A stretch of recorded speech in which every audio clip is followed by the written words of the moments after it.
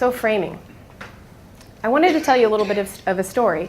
I recently attended a donor event at a local regional research organization, and my husband and I were there, and we had the opportunity to be in small groups and get to know one of the scientists in particular.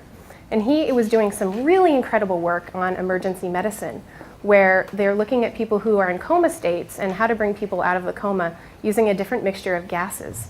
So one very astute person who was in the small group with us said, well, how do you do these experiments? I mean, you don't do that on people who are in comas, do you?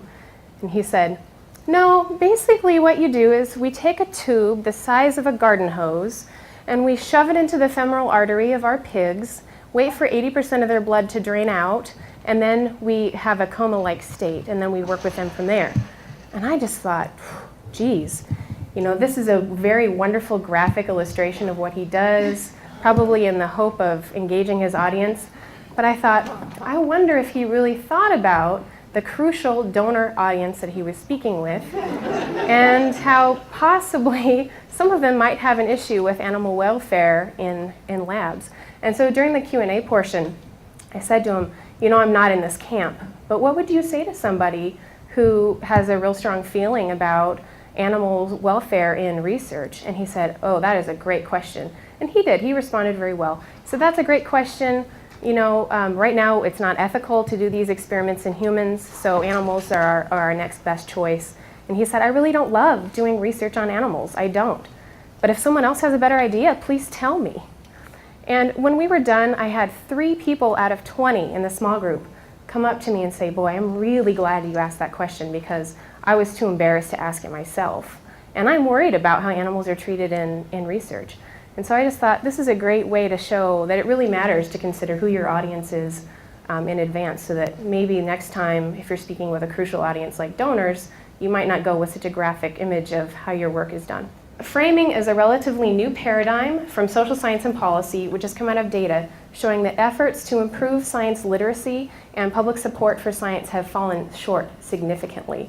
And the reason for this is that we've been basing a lot of our science education models on what we call an information deficit model, which is the idea, so well presented by Richard Gallagher on your screen, that if we only beat people over the head about the scientific method, the assessment of data, statistics, and so forth, then eventually the great unwashed will see the light and draw the obvious, that is correct, conclusions. So that is the information deficit model, and it doesn't work. Why? Studies have revealed that people learn in the context of their own worldview, or filter, or value, or background. People even seek out information sources that will give them information that they already agree with. And so it's very challenging if you don't know your audience in advance how to reach them in an effective way.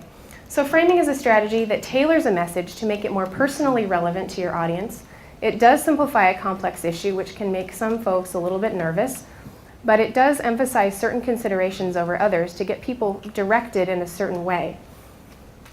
The science remains the same. And so the way that it benefits you is that you can identify common ground perspectives or common ground worldview in your audience in advance in order to develop your talking points around one frame.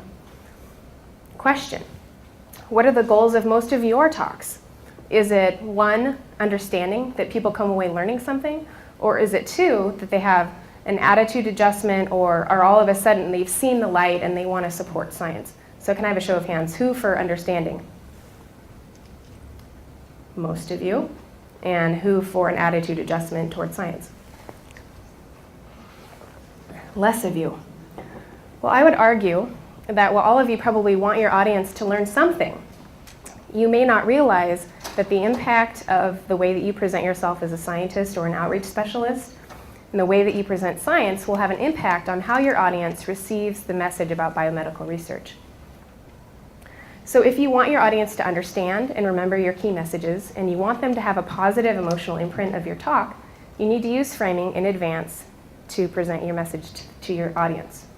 I had an unexpected encounter with the framing technique. I did my thesis research with a group of church leaders in the Seattle area, and I tried to understand their perspectives on genetics and genetic technology.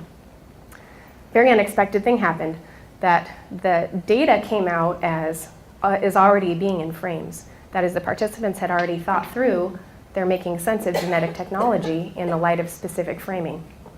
And ironically, they also happen to hit on many of the most common frames mentioned in your manual, which I'm going to go over now.